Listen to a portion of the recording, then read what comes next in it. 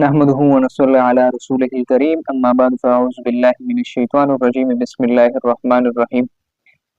لالچ دا یو داسې مرض دی، دا یو داسې بیماری ده او یو داسې ګناه ده چې دا د ښو نه ښه رشتې ختموي.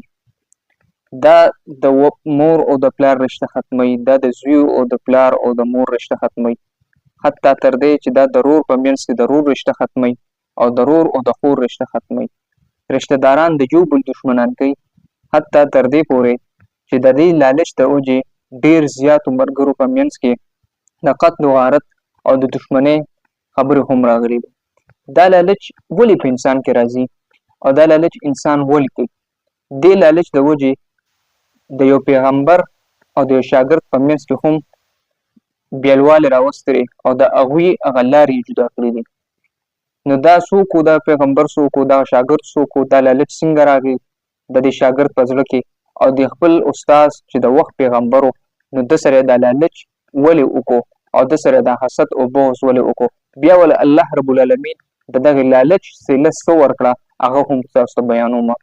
دا واقعه ده د حضرت عیسی علیه السلام چې د الله رب العالمین پیغمبر و. الله رب العالمین دنیا ته رالیږلو او ډېر زیات معجزات ول الله ورکړو. د دې یو شاګرد یو ورځ د سره په سفر روان و حضرت عیسی علیه السلام سره. حضرت عیسی علیه السلام د شاګرد ته وویل تا سره په جیب کې 100 درهم دي. دا شاګرد ورته وویل ما سره خو په جیب کې 2 درهم دي. حضرت عیسی علیه السلام جیب ته یا تیلې ته یا هر څه ته لاس کړی، 1 درهم یې روغ کړو او د شاګرد له یې ورکړو، ورته دا 3 درهمه شو او وی لاړ شه د مخامخ بازار نه وی دې روټۍ راوړه او وی راځه چې د وخورو د روټۍ ټایم دی.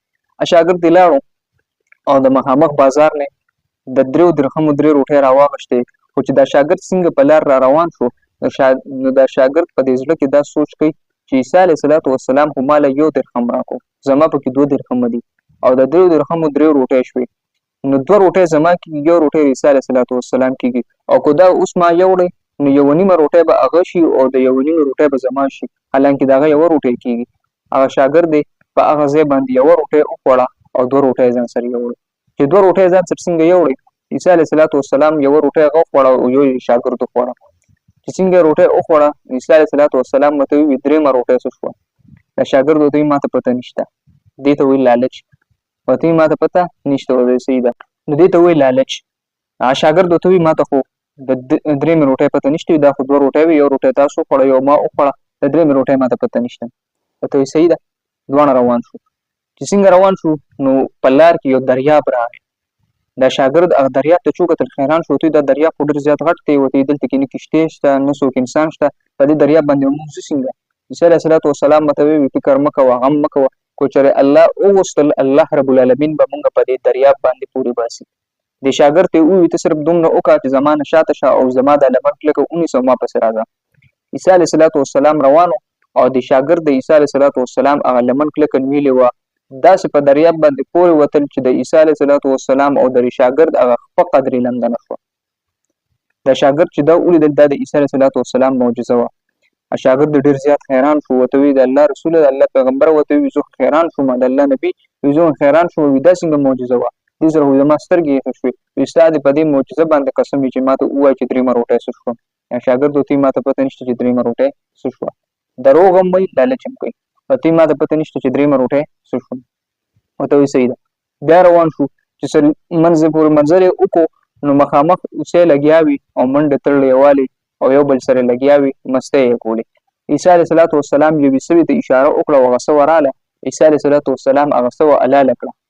چې څنګه حلاله کړه هغه یې پخه کړه. د شاګرد هم کېناستو، عیسی علیه السلام هم کېناستو او دواړو دغه اوسۍ وخوړه او بیا عیسی علیه السلام په لاس مبارک باندې د سوي هغه سرمن ووهله او د هغې نه الله رب العالمین واپس سوه جوړه کړه او هغه سوه لاړه، هغه نورو سوو سره په منډو شوه.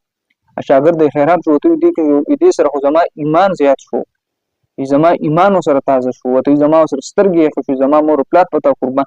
ورته وایي دا څنګه معجزه وه؟ ورته وایي ستا دې په دې معجزه باندې قسم وي چې ما ته رښتیا ووایه چې هغه 3مه روټۍ څه شوه. ورته وایي د الله پیغمبره ما ته پته نشته چې 3مه روټۍ څه شوه او چېرته لاړه. ورته وایي صحیح ده. واپس روان شو چې څه منځ پورې مزل یې وکړو نو مخامخ یوه اونه وه، د هغه اونې لاندې د سونې یو 3 خښتې پرتې وي. عیسی علیه السلام ورته وایي چې قانون خو دا وایي چې یوه خښته ستا یوه زما. صحیح شو.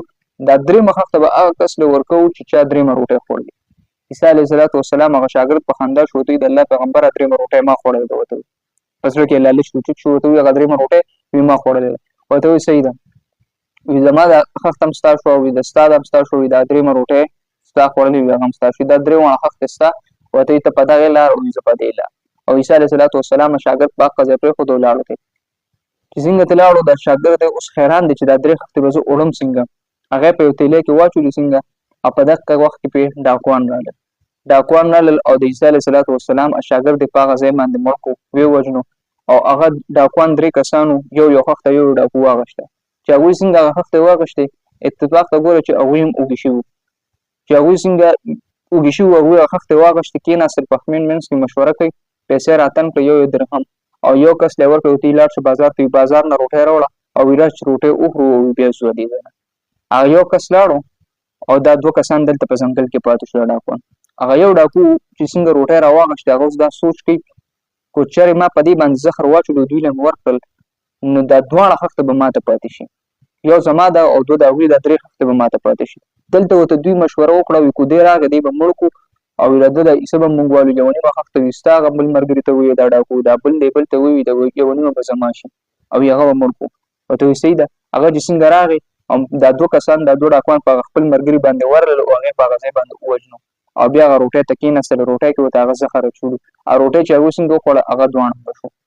هغه شاګرد هم لاړو مړ شو، ډاکوان هم لاړو مړ شو او هغه خښتې د سرو هغه همغسې په خپل ځای باندې پاتې شو. دې ته وایي لالچ، دې ته وایي حسد، دې ته وایي بغض.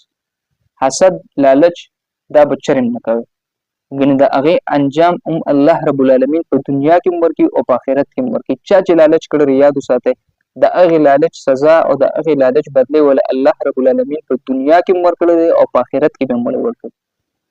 او چا چې صبر کړی دی د هغه صبر انعام وله هم الله په دنیا کې ورکړی دی او هم په آخرت کې.